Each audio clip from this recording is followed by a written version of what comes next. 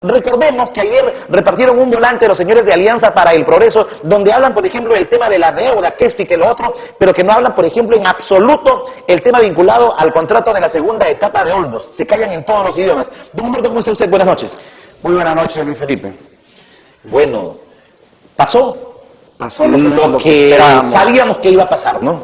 Claro, mira, se preveía una opinión favorable de Rosselló en términos legales, porque no te olvides que esta consultora es la consultora contratada por Simón Munaro en su periodo, Pero yo decimos, ¿no? para que favorezca la iniciativa privada sobre el tema de la empresa Nippon Koei, de la propuesta de Nippon Koei. Todo parte también del hecho de asumir que los costos mayores que han incurrido los deudores corresponde pagarles. O sea, si tú dices, miren, se han producido estallidos de roca, tenemos un retraso de 17 meses, valorice esos 17 meses, efectivamente esos 17 meses cuestan. El problema está en averiguar o en determinar si realmente corresponde que el Estado les pague a ellos esos 30, en este caso 31 millones y pico de dólares, ¿no? De todas maneras, hay una diferencia enorme. Ya el gerente del PO había adelantado que el retraso le había generado a Odebrecht una pérdida de 33 millones de dólares. El informe emitido por este consultor Bravo indica más o menos 31 millones de dólares. O sea, es casi lo mismo. Casi igual, casi igual. El problema es, repito, ¿corresponde al Estado pagarle esos 31 o 33 millones de dólares? Yo he dicho... Claro, tendría que primero determinarse técnicamente qué es lo que ha ocurrido. Claro. Ocurrió lo que se denomina un evento geológico, porque el caso de fuerza mayor no es. El caso de fuerza mayor son cosas extrañas, extra obra, diríamos. Por ejemplo, una huelga, una guerra, un terremoto, etcétera. Nada de eso ocurrió. Entonces, queda solamente el caso de un evento geológico. ¿Ha ocurrido un evento geológico? Eso tenía que haberlo dicho un técnico. Y de todas maneras, a nuestro criterio, no ha existido en ningún momento Es decir, un evento... antes de evaluar los sobrecostos, primero ver con quienes conocen si efectivamente pasó algo de lo que usted está fue un manifestando. evento geológico, porque en caso de ser un evento geológico, el contrato sí contempla la forma como debe Y ahí viene el tema legal. resarcirse. El contrato dice bien claro, los 4 millones de dólares primeros son asumidos íntegramente por el concesionario, por el contratista. Y a partir de ahí ya establece un mecanismo de pago en el cual ya el Estado también participa para cubrir eso. Y en caso de que fuera un monto mucho mayor, también establece ya la participación de peritos. El problema es que Odebrecht, como no podía justificar que esto fuera un evento geológico, habla de un estallido de roca de gran magnitud. Entonces ahí tienen que ver los geólogos, los expertos, decir, oiga, ¿efectivamente fue un evento de gran magnitud o fue un hecho ocasionado por exceso de confianza de repente de parte de Odebrecht? Y te comento esto, el exceso de confianza, porque eso me lo comentó mucha gente del interior del... Incluso me hablaron que había grabado a uno de los ingenieros usted. Claro, eso fue ya antes. Ya. Yo grabé al gerente. No, digamos, en cuanto a cierto descuido y que pudo, o sea, en ese momento se imaginaban que eso podía pasar. Claro, yo tengo una grabación del que fuera el jefe de la supervisión especializada, antes de que se le rescinde el contrato, en el cual me menciona él que hay mucho descuido, las cosas no se están haciendo con la seguridad debida, me dijo. Y también, ¿por qué digo yo que puede haber sido una, diríamos, falta de cuidado? Porque el estallido de roca se produce justo en los tramos en los cuales la roca es mejor, de mayor dureza. Contrariamente a lo que la gente piensa, cuando la roca es más sólida, se avanza más. ¿Por qué? Porque tú perforas y no necesitas un mayor sostenimiento de revestimiento especial. ¿Por qué? Porque es una roca tan sólida que se sostiene sola, pero siempre se producen unos pequeños estallidos de roca alrededor como consecuencia, diríamos, de las presiones enormes que se ejercen en esa zona. Pero además, mira, el contrato establece los casos en los cuales se puede asumir un mayor costo por un evento geológico, y lo indica claramente. El equipo utilizado, el topo, tiene que tener tales características que le permitan determinar 30 metros hacia adelante como mínimo la calidad y el tipo de roca.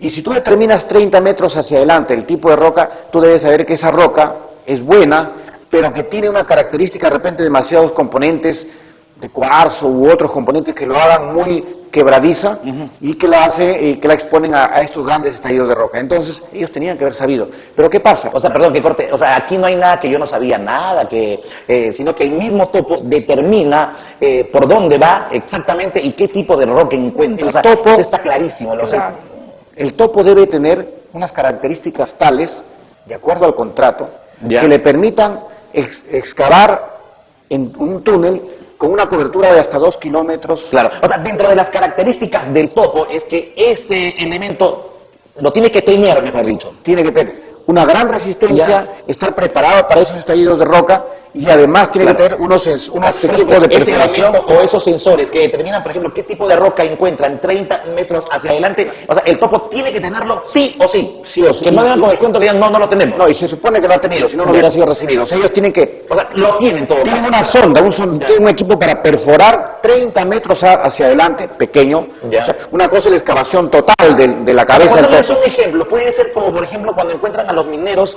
a 700 metros y hacen un pequeño... Esa es una sonda. Esa es una sonda. Ese es porque dicen, ¿cómo ubicaron a los mineros? En una sonda hicieron un pequeño huesito. Claro. Muy pequeño, el ancho de... Claro, pues es 10 centímetros, 10 centímetros de diámetro. Y eso le permite...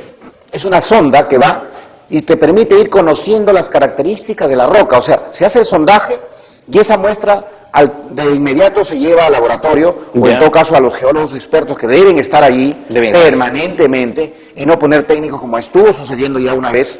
Entonces deben estar ahí para que determinen el tipo de roca y las condiciones en las que va a perforar el topo. Ese equipo lo tiene. Lo que pasa es que sucedió algo esos días. Ellos venían retrasados en la excavación, se encuentran con esta roca buena, de buena calidad, y empiezan a lograr un avance espectacular. Llegaron a avanzar, si mal no recuerdo, hasta 30 metros en un día. En un día.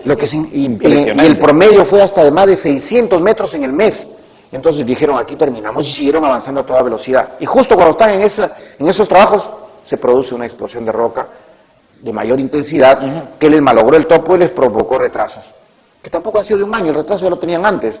Ahora, eso es lo que ha hecho. ¿Qué ha hecho este consultor? Ha evaluado los mayores costos que ellos han tenido, ¿no?, en este estallido de roca, pero hay algo que él tiene que conocer y que seguramente no lo ha tomado en cuenta porque no es su función.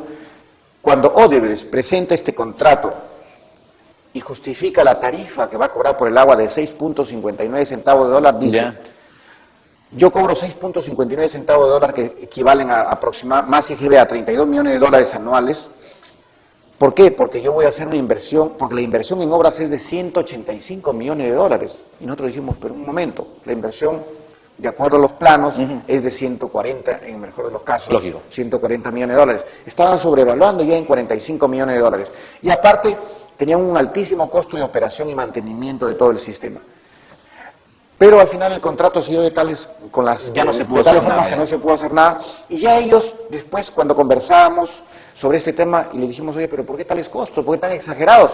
Y nos dijeron, bueno, un túnel con las características del túnel trasandino es muy complejo y a veces no sabes qué roca vas a encontrar. Nosotros hemos puesto unos costos bastante altos.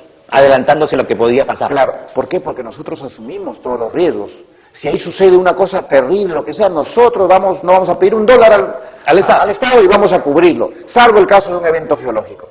¿Y por qué? Además dijeron, porque cada día que nos retrasemos va a significar un retraso en nuestro cobro, porque ellos necesitan cobrar el dinero. Lógico, porque desde el primer momento que pase el agua empiezan a cobrar. Claro, así ellos están invirtiendo una pequeña cantidad, igual necesitan recuperar esa inversión. Entonces, sin embargo, a la hora de la verdad, han visto que el retraso ha sido mayor al que ellos esperaban, repito, consecuencias de los problemas de ellos. Ellos han tenido varios problemas en el túnel y también han tenido varios problemas en las obras exteriores, lo que ya indica una falta de calidad técnica, una falta de previsión. ¿La presa Limón está bien hecha? La presa Limón, su diseño está preparado para sobrelevarse. Yo no puedo garantizar que esté bien hecha, porque ese ya es un tema del supervisor, o sea, que es el peor. O sea, si la presa tiene tales características y de acuerdo a eso es correcto, perfecto, pero otra cosa es la evaluación. Es como si tú mandas a hacer unos planos bien hechecitos, contratas a un constructor y el constructor lo hace mal. No es responsabilidad del proyectista. La presa está diseñada para una altura de 43 metros, está comprometida, por ejemplo, la infiltración, que muchos han cuestionado que la presa diseñada no cumple con el mínimo o el máximo de infiltración que debe haber, y es cierto, eso lo determinamos nosotros en la etapa de revisión, pero justamente con esa observación ellos tienen en su contrato una adenda que indicaba que ellos se comprometían a que la infiltración máxima esperada debe ser menor a la prevista en los estudios definitivos. El problema ya del proceso constructivo, si están logrando que esa infiltración sea menor, si las características del concreto, de la pantalla de materialización, de todo, es correcto, es tema ya de la supervisión y del momento en que se recepcione la obra. Claro. Pero vamos a otro tema. Ellos han cometido errores en la zona de superficie de otro tipo. ¿Cómo por ejemplo? Por ejemplo, la construcción del aliviadero de Masías. Las presas son obras costosísimas y que van a regular los caudales máximos esperados de un río. Y los ríos en nuestro país y en el mundo en general tienen un comportamiento muy errático. Imagínate, el promedio del caudal del río Huancabamba es algo de 34 y pico de metros cúbicos. Es lo normal. Por segundo, es el promedio. Hay temporadas que viene 60, como hay etapas que vienen 6, 7, 10. Igual que el río acá. Y hay temporadas que el río lo pasamos simplemente saltando de piedra en piedra. Mira el río Reque. Llegó sí. a 1200, 1500 cubos por segundo Sí, en esa época del Niño. Igual allá. Entonces, las presas se diseñan para la probabilidad de una ocurrencia, de una gran avenida, de una en 10.000 años. Y esa ocurrencia de una en 10.000 años es bien alta. Ese río, que solamente tiene un promedio de 34, 35 metros cúbicos por segundo, la presa se diseña para un caudal máximo de 1.740 metros cúbicos. ¿Eso están poniendo? No, eso es el diseño. Esas son las normas y Ya. eso tiene que cumplirse. Ese es el aliviadero. Pero, debido a que la altura del aliviadero de la presa es pequeña, ¿Ya? el cerro tuvo que ser cortado un poco más abajo. Si la presa hubiera sido ¿Ya? de los 85 metros, el cerro no se cortaba tanto. Entonces, al cortarlo más abajo, han tenido un problema con el cerro y han tenido un deslizamiento del cerro. Y van a haber permanentes deslizamientos. Por donde nosotros vamos a tú vas a pasar y vas a encontrar que el cerro ha tenido que ser reforzado en una cantidad enorme. Cientos de tendones de acero han tenido que ser colocados para evitar el deslizamiento. Eso les ha costado un montón de dinero. Pero hay que preguntarle, señores de Odebrecht, esa es responsabilidad de ellos de no haber previsto. Y lo increíble es... No el Estado. Y claro, pero no nos están cobrando eso. Pero que no te extrañe... No, ahí va a venir ese cobro. Va a venir. No, eso no lo pueden cobrar, sino que ya nos están agregando por acá. Ya ven, oye, hemos perdido acá. ¿Cómo lo recuperamos? ¿No? Acá vemos acá. Claro, ¿Cómo lo la recuperamos? conclusión de todo eso, digo yo, y es que lo que se debió hacer es contratar a alguien para que revise tanto el aspecto técnico y el aspecto legal. El aspecto legal. Claro, es decir, a ver, pasó lo que pasó, hubo un Pero evento geológico. Han contratado al estudio Rosselló, que es el mismo que benefició antes. A eso voy, pero no puedes contratar a Rosselló cuando ya tiene prácticamente una posición Adelantada, muy conocida, una posición adelantada que lo demostró el tema de la iniciativa privada. de la iniciativa privada de Nippon Coal, ya demostró que tiene cierta parcialización. Entonces, el presidente regional lo que debió hacer, junto con el PEOT, que es el órgano supervisor, contratar a una consultora independiente para que primero revisen técnicamente si pasó lo que pasó y de acuerdo a ello revisar el contrato si procede o no procede el pago. Claro, pero aquí lo que han hecho es revisar lo que dice la Universidad del Pacífico, es decir, aquí han contratado a uno en la lista para que revise lo que dice la Universidad del Pacífico, ¿verdad? Y que de paso debería ser un tema más público para poder evaluarlo Porque nosotros. no se conoce información también. Porque algo conocemos. Porque mira, te comento algo que sucedió en la primera fase. En la primera fase, en la evaluación del contrato, contrataron unos supuestos asesores, unos yugoslavos, que supuestamente iban a asesorar a la comisión que iba a revisar la propuesta de Odebrecht. Estos asesores se reunieron una vez, yo participé por la sociedad civil, ojo, muchos me han criticado porque dicen, usted no es experto, oye, yo participé en representación de la sociedad civil. Los expertos eran los del PEOT, los doctores, los másters que hay por ahí. Yo era un ingeniero que iba en representación de la sociedad civil y que algo conozco de ingeniería y que algo conozco de hidráulica, pero no soy experto. Pero repito, los datos, los diseños que han hecho no requieren de una gran experiencia para esto, ¿no? Al menos la parte teórica es fácil de analizar y la conozco, ¿no? Entonces, mire, esos asesores, pasó el mes y cuando les preguntamos nos dicen, ¿sabe qué? El proyecto Olmos es tan amplio que es imposible en un mes evaluar todos estos diseños. Y tenían razón. El estudio definitivo han durado varios años, no recuerdo si 2 o 3 años, un equipo multidisciplinario de los rusos, ¿no? De la Seljo Promexport y de son 2 empresas rusas, que valoran durante más de 2 años ese estudio definitivo para hacerlo. Y no vas a venir alguien que no conoce el tema en un mes, evaluarlo. Entonces, deberían entender que quienes estamos no de ahora. Yo vengo revisando el tema del proyecto Olmos hace más de 20 años. Yo tuve la oportunidad, en representación del Colegio de Ingenieros, de presidir un equipo que se encargó de actualizar los costos del proyecto Olmos, porque no sé si recuerdas que decían, Olmos es muy caro, 10 millones. Sí. Yo también vengo con ese tema desde el año 89 que hago periodismo. Entonces yo actualicé esos costos, junto con el ingeniero Sánchez, junto con el ingeniero Willis Araujo, y esos costos que los actualizó el Colegio de Ingenieros fueron asumidos por el PEOT y fueron aprobados mediante las leyes correspondientes.